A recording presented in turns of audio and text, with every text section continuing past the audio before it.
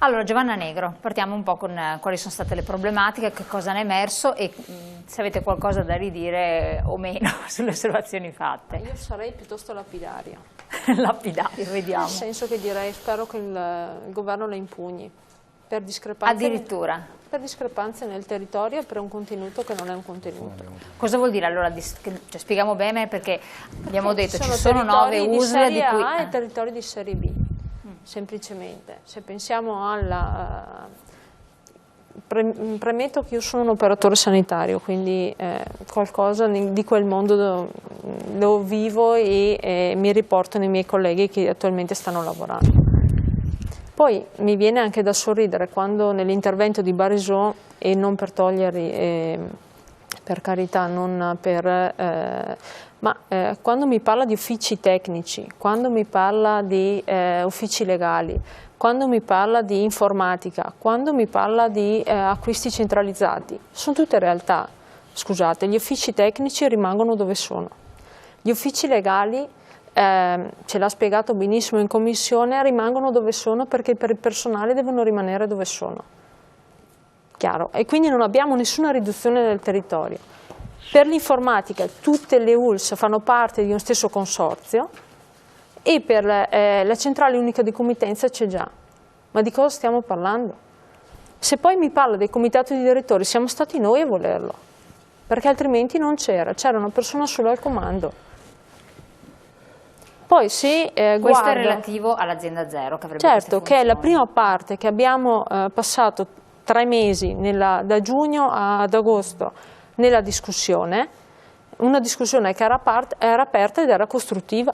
Io ho sempre partecipato a quei tavoli assieme a Sinigaglia e insieme a Jacopo Berti e abbiamo sempre apportato delle modifiche ma in maniera costruttiva, non certo per voler smembrare chissà cosa. Quali sono gli altri oltre a questi direttori? Gli altri sono gli altri direttori della sanità, ma se penso alle liste d'attesa è una nostra proposta, l'articolo che c'è lì. Se lei prende il primo testo della versione PDL 23 uscito dalla Commissione e prende quello uscito, se ci fossero 2 colori e vede il nuovo e quello vecchio nero e quello nuovo rosso, vede 3/4 di rosso. Quindi positivo. Ma siete comunque, contenti voi di quello? Nella prima parte sì, ma nella seconda, quando abbiamo iniziato a discutere, lì c'erano degli equilibri da salvaguardare nella maggioranza e naturalmente le cose sono saltate, è saltato un tavolo di confronto, ma anche nei contenuti tipo le cure dentarie che in campagna elettorale se ne è fatto una gran parlare, ma anche altri proposte della campagna elettorale sono riduzione del ticket, ma vogliamo parlare delle case di riposo, tutto è saltato, non abbiamo più avuto un tavolo di confronto. Ecco, allora, che cosa vuol dire? No, dicevo solo che non è possibile sui ticket perché la Regione Veneto non applica ticket regionali, e allora sono perché ticket li avete imposti da norma statale e ma allora perché li avete messi in campagna elettorale? Modificare, non è possibile tagliarli. Perché li hai iscritti nel programma elettorale? Quindi non è un problema. Ascolta, il tuo collega della Regione Lombardia lo sta facendo, quindi non venirci a dire cose che non sono vere. No, mi dispiace Boron sconfessarti, ma se tu guardi la norma finanziaria di Stato, ascolta Boron, vai a vedere. Dire che abbiamo un'esperta su questa cosa, abbiamo appena fatto una ricerca. Comunque legata anche al vostro programma elettorale, che era quello di aumentare la fascia di esenzione ticket per le categorie più deboli. Era questa la proposta. Dobbiamo intervenire per renderlo più equo. Questa è la proposta. Togliere i ticket, come si parla a togliere i ticket, siccome sono inseriti tramite norma finanziaria di Stato, cioè tu non li puoi togliere. Altra cosa sono le esenzioni. Allora siccome quella norma riduzione dei ticket, per noi vuol dire esenzione. La riforma non c'è, allora è una cosa, non cambia nulla secondo voi? Non è questione che non cambia nulla. Tu hai detto abbiamo recepito. È tutto come prima, non ho capito. Allora scusa, allora non succederà nulla. Forse non te che mi segui i lavori, lo dico in dialetto, però perdonami. Se avessi seguito un po' i lavori, ti ritrovi che la riforma da voi approvata, è stata parzialmente modificata sulle liste d'attesa perché quello non c'era e l'abbiamo messo e ve l'abbiamo chiesto e l'abbiamo condiviso, Ma tutto il resto... Ma sulle liste d'attesa è ovvio che siamo tutti d'accordo. Ma perdonami, ma sull'impostazione della riorganizzazione della sanità tu non puoi dire che non cambia nulla, perché non è assolutamente vero. Ma vuol dire che non sei cosciente di com'è la sanità oggi, Barisò, molto semplicemente. E ti dico anche un'altra cosa, che le norme transitorie, voi avete votato la soppressione di tutte. No, ma io vorrei questo. Cosa c'entra quello che stai dicendo? Stai parlando di una cosa che è completamente diversa rispetto a quella che è la riforma. Io vorrei però che voi vi atteniate. Ma leggi il testo. No, guarda che sei tu che completamente sei fuori fase rispetto a quella che è la riforma. Certo, adesso diamo la parola un attimo per vedere quello del discorso dei ticket come in altre regioni, però di tutto per i cittadini, proprio per avere chiarezza di quello che è successo. È importante capire adesso, da adesso in avanti, al di là di quello che è stato modificato. I ticket non sono stati affrontati, le cure odontoiatriche abbiamo avuto il canguro che le hanno portate con sé tutti gli emendamenti che avevamo chiesto di affrontare, e così pure il canguro si è portato con sé l'emendamento che prevedeva le 7 ULSS come il PDL 23 originario. Vabbè, comunque adesso ce ne sono 9 sostanzialmente. Avevamo chiesto i criteri per definire le ULSS e nemmeno quelli sono stati accettati. Vabbè, come avviene questo discorso dei ticket, quindi esenzioni maggiori? Ci sono in altre regioni dalla vostra ricerca? Allora, ci sono e non ci sono in alcune regioni. Ad esempio abbiamo analizzato i dati AIFA, quindi sui ticket, sui farmaci, e se per tutte le regioni applicano il ticket che è relativo alla quota di compartecipazione sul prezzo di riferimento, che è un nome complesso ma che vuol dire la differenza del prezzo quando è possibile scegliere e comprare un farmaco a brevetto scaduto, questa quota di compartecipazione è applicata da tutte le regioni, ma ci sono regioni come ad esempio la Val d'Aosta che non applica il ticket fisso che per il Veneto è il ticket sulla confezione. E quindi ce ne sono altre regioni in Italia che non lo considerano, oppure fino all'anno scorso... Rifacendosi a che tipo di indirizzo? Queste variazioni, per esempio nel Friuli?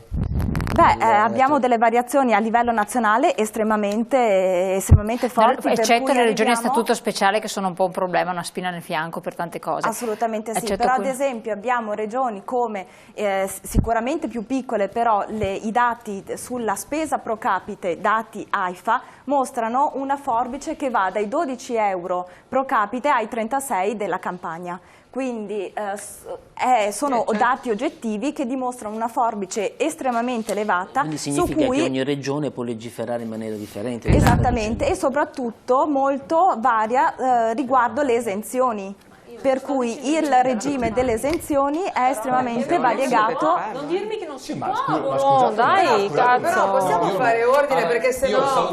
allora mi hai detto che non... allora perché mi dici che non si può? Se il confronto è Veneto-Campania, adesso non per dire, no? Ma se il confronto è noi togliamo i ticket, noi diamo tutto gratis e facciamo i buchi di bilancio in sanità come fanno certe regioni, stiamo parlando di un'altra cosa. Non ti ho detto questo, tu mi hai detto che non si può. Io ti dico cos'è il bilancio della sanità veneta, cosa offre con il bilancio che ha la sanità veneta, poi se arrivano risorse aggiuntive, tutto è possibile fare.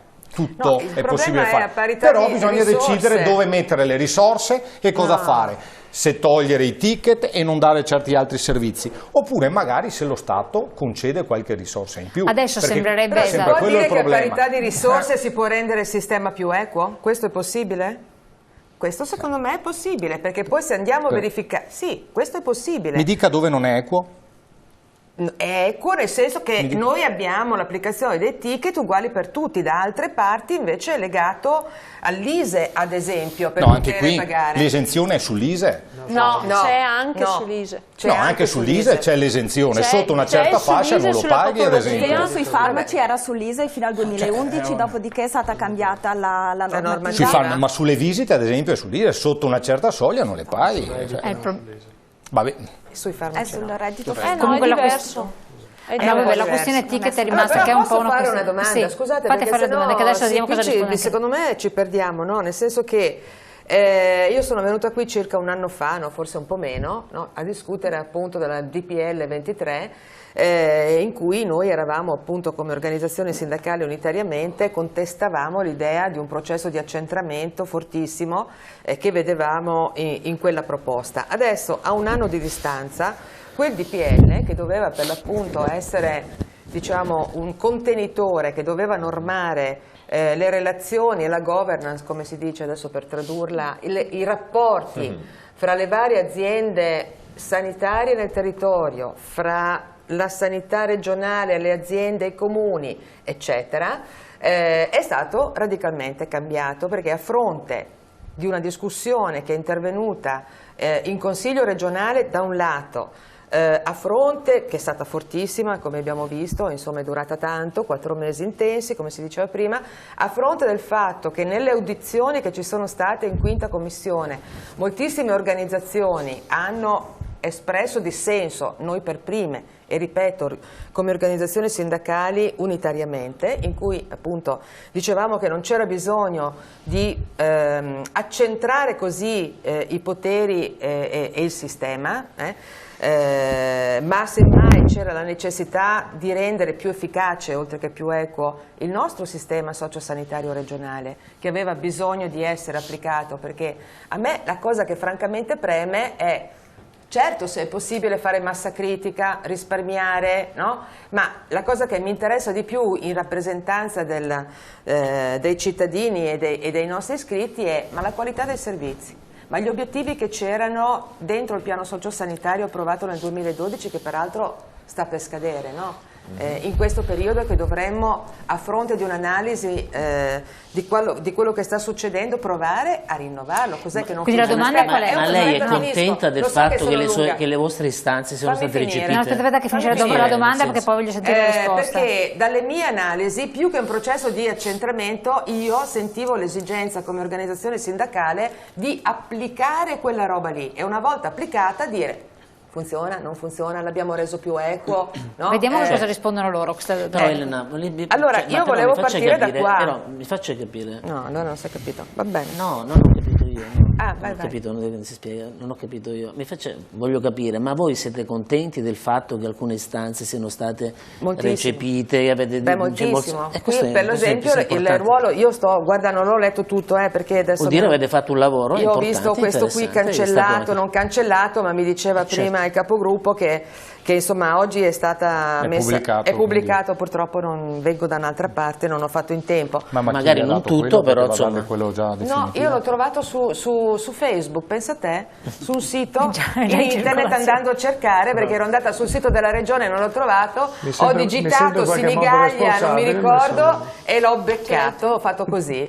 Potevo forse digitare un altro gruppo. No, ci sono i siti della regione di solito dove ci sono gli atti ufficiali. Non l'ho trovato. Io non l'ho provato stamattina, ma hanno spiegato che è stato pubblicato ieri sera. Comunque, sto dicendo. No, comunque no, ma era solo perché si trova, perché lo vedo, è quello provvisorio quando ci sono quello che ho trovato digitando, perché sapevo che dovevo venire qua, volevo avere un testo, e questo ho trovato. Alcune cose le sono andate. Allora, aspetta un attimo, siccome mi ha fatto una domanda io rispondo, però vorrei capire appunto com'è andata e come mai questo DPL appunto si è trasformato in una roba che secondo me è un po' mista, no? Fra una legge su una governance da ridisegnare a livello regionale, che pure può avere un senso, e invece un pezzo di programmazione sociosanitaria di cui certo si sente la necessità, no? Perché parlare di ticket, parlare di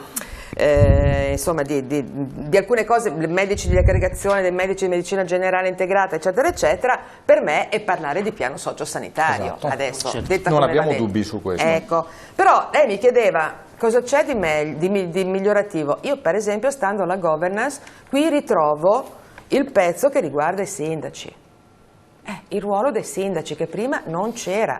Non c'è solo il fatto che la regione non ha più un uomo solo al comando, ma c'è il comitato dei direttori generali, come diceva, nominato dalla Consiglio, ma c'è anche un ruolo dei sindaci che viene riaffermato anche a livello di distretto. Questo io lo trovo un punto politico per me fondamentale, partecipazione, rappresentanza di territorio, e spero tanto, lo dico a tutte le forze politiche, non solo a quelle di maggioranza, che i distretti non diventano un altro luogo di accentramento, perché che si accentrino e che magari diventassero 7 le aziende sanitarie mi sta bene anche, anzi mi sarebbe stato meglio 7 piuttosto che 9, detta come va detta, ma che si accentrino invece i distretti no, perché i distretti sono coloro i quali devono, gli strumenti, i contenitori che devono garantire l'erogazione dei servizi ai cittadini e quelli devono rimanere piccoli.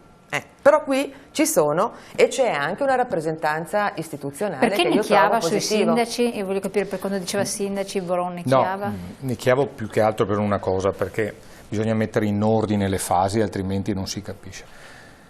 C'è stato un progetto di legge depositato, c'è stato un percorso in commissione e sul territorio, non solo in commissione, che ha visto decine, oltre 100 audizioni, importante. Riunioni sul territorio con i direttivi dei sindaci, li ho fatti io personalmente, con gli assessori, con tutti i direttivi dei sindaci di tutte le ULSS, con le parti sindacali, con le associazioni. C'è stata una fase di ascolto che è durata da settembre 2015 a novembre-dicembre 2015, che ha prodotto un maxi emendamento. In quel maxi emendamento c'era già la questione sindaci, conferenze e quant'altro. No, perché sembra che sia stata una discussione d'aula. Io ho detto che da come allora, c'è uscita poi la discussione d'aula migliorata. E ovviamente l'incontro che c'è stato su certi temi fra maggioranza e opposizione ha fatto sì che alcune prerogative sono state o migliorate o viste di comune accordo perché andava bene una virgola prima, una virgola dopo, per carità. E ridico che questa fase è stata fatta in un mese e mezzo, cioè la stragrande maggioranza del PDL è stato fatto in un mese e mezzo, 21 giugno se non ricordo male 2016, prima settimana di agosto 2016. 4 agosto. Presidente, 4 agosto, lei cosa avrebbe fatto? Qualcosa in più l'avrebbe fatto? No, per migliorare il testo? Cosa avrebbe voluto fare di più? Io non ho mai nascosto di fronte a nessuno che io ero a favore delle 7 ULSS provinciali, pur dicendo fin dall'inizio che nella discussione che è avvenuta, io credo che una maggioranza abbia il diritto e l'obbligo di governare, no? E quindi anche di dettare una propria linea, sapendo che all'interno c'è stata una condivisione, poi alla fine su un maxi emendamento che è arrivato, delle 9 ULSS con queste due specificità. L'ho condiviso e l'ho difeso in aula fino alla votazione finale. E lei sarebbe stato per i 7, diciamo? Lei personalmente sarebbe stato per i 7? È stata una questione di compromesso, io sono sempre stato a favore delle 7, come del resto era il progetto di legge originale. Poi è andata benissimo, l'ho difeso fino alla fine. Perché ci ha lanciato la proposta di fare le 7 ULSS. Chi è stato smentito? Io non sono stato smentito mai da nessuno. Sì. No. Durante la discussione in aula noi abbiamo accettato la tua proposta, che era anche sui giornali, di fare 7 ULSS. E noi abbiamo detto sì, abbiamo anche presentato l'emendamento per fare 7 ULSS. E si è alzato il capogruppo della Lega, Nicola Finco, e ha detto guardate che decide i capigruppo, l'assessore e compagnia. E quindi c'è stata assicurarti una difesa ferrea delle 9 ULSS. Guarda, posso assicurarti, indipendentemente dal fatto che tu possa mettere il tentativo di discordia che è fatto dall'opposizione, cercare di mettere, che la mia domanda è sempre stata questa. Tu l'hai richiesta, noi abbiamo di detto fronte sì. a tre volte sui tavoli di discussione che io ho detto firmate le 7 ULSS, alla terza volta non è mai stata firmata. Perché? Perché la battaglia, e Claudio tu lo sai in corturo che è stato questo, fin all'ultimo momento, quando in ultima istanza siete entrati in aula nell'ultima settimana di discussione, perché stavano scadendo le ore di discussione, quindi sapevi che saremmo arrivati alla votazione dell'articolo 12, sapevi benissimo che quando io l'ho chiesto nessuno l'ha messo. Perché? Perché il tavolo di discussione non era sulle 7 ULSS, ma era sui dati oggettivi, chiamiamoli sui dati oggettivi, che dovevano identificare future nuove ULSS o possibili nuove ULSS. Tradotto Gardesana e Alta Padovana, perché queste erano le discussioni in atto. Poi a quel punto lì allora la discussione si chiude, no? Dici bene, se il discorso è 7 ULSS, condividete, questo era ancora prima delle vacanze. Non è stato fatto, siamo andati avanti sulle 9 ULSS, siamo arrivati. Adesso siamo a 9, adesso è 9, definitivo. Siamo arrivati, guardi, ma ci sono gli atti di discussione. La nostra proposta era guardi, ci sono gli atti di discussione. 10, oltretutto, guardi, ci sono gli atti di discussione. Provincia. Chi ha accantonato l'emendamento loro sulle 7 sono stato io. Quindi guarda, puoi dire quello che vuoi, ma l'ho accantonato io. Siccome poi alla fine siamo arrivati a discutere le 7, esattamente il martedì mattina, che il mercoledì o giovedì abbiamo votato le 9, quindi scusami, su 2 mesi mesi di discussione, arrivare a 2 ore dalla votazione e dire siamo a favore delle 7, la credo un tentativo di salvarsi all'ultimo momento. Guarda, ci sono gli iscritti, siccome la gente allora le persone poi alla fine a casa, io so che cosa pensano, che siano 7, 8, 9 nella discussione interessa alla fine, adesso sono 9. Adesso vedremo le spiegazioni, sono questioni anche di compromesso, le 2 US, ne hanno parlato i giornali, quelle 2 US in più, ma alla fine sono 9.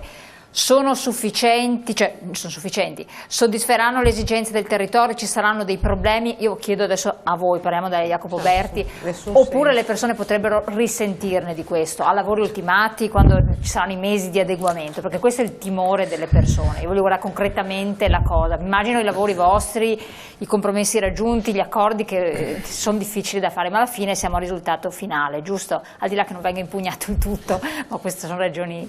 Cosa ne dice? Non c'è dubbio di default. Ma io parto dall'intervista prima del governatore Zaia, che in 129 ore d'aula penso sia stato un quarto d'ora circa in aula, ed evidentemente non deve avere molto presente di quello che abbiamo fatto in questi 4 mesi, perché ha parlato di tutto tranne che quello che è stato approvato da questa legge. Quando parla di centro di prenotazione unico regionale, non esiste, non è stato neanche lontanamente trattato, e lo mette come primo punto come se fosse stato portato a casa, quindi c'è una balla ciclopica, perdonatemi, nei confronti anche dei cittadini, quindi voglio dirlo anche per tutti gli ascoltatori. Poi parla di breast unit e di altre cose collegate, cose che non sono state minimamente toccate dalla riforma sanitaria, anzi articolo di qualche giorno fa, più di 2 anni per una mammografia a Cittadella. Allora, una cosa è il mondo reale, una cosa è il mondo dei sogni, detto dietro un microfono in un universo ovattato. Allora, tornando molto reali e cercando di spiegare a casa cosa è successo 4 mesi dentro quell'aula, questo secondo me. E cosa è venuto fuori? Esatto. 4 mesi per partorire un topolino. Secondo me. Perché? Perché prima ha fatto una provocazione il collega Barison dicendo ma allora non cambia nulla.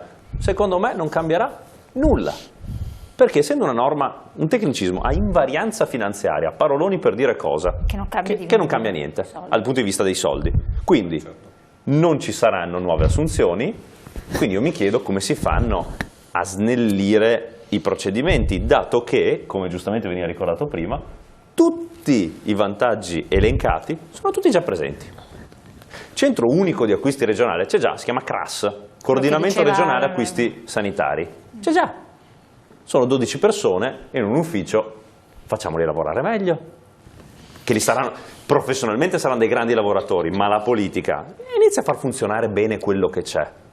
Allora, se vogliamo pensare veramente a una riforma che guardi a 15, 20, 30 anni, che voglia avere questo spirito, mi viene veramente da ridere quando sento il governatore Zaia che dice siamo usciti dal basso medioevo per entrare nel Rinascimento. No, ma scusate, io che film ho visto in campagna elettorale l'anno scorso che mi sentivo dire che il Veneto era la miglior regione del mondo come sanità. Ma questo è certificato a livello nazionale.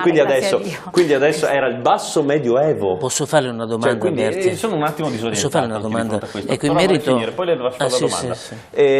Il punto è che se vogliamo mettere veramente al centro i bisogni dei cittadini, è stata fatta una relazione dall'Università di Padova su input proprio della CGIL che chiedeva come è messo il piano sociosanitario, cioè sta funzionando o meno i buoni propositi scritti a 360 gradi da tutti i consiglieri negli anni scorsi? Risposta: a macchia di leopardo. Quindi a casa mia, bicchiere mezzo pieno, bicchiere mezzo vuoto, guardiamolo come vogliamo, 50% sì, 50% no, grosso modo. Si è lavorato su questo? Non si è minimamente lavorato su questo.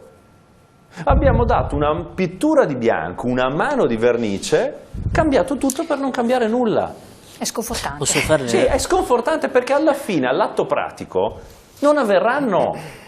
Va bene, allora dimezziamo il personale perché abbiamo bisogno di efficientare e ridurre i costi. No, quello rimane tutto com'è. Perché ad oggi rimane com'è. Faremo grandi acquisti? No, non faremo grandi acquisti, perché non sono previsti grandi acquisti. Invarianza finanziaria. E allora cosa faremo? Le faccio 2 domande, dai, Berti. Mi sembra la riforma delle province. Mi faccio fare 2 domande. Mi scusi, mi sembra la riforma delle province che hanno staccato i cartelli fuori dalle province dicendo non esistono più le province. Ma non è cambiato nulla. Le province sono state incorporate dalle regioni. Qua è la stessa cosa.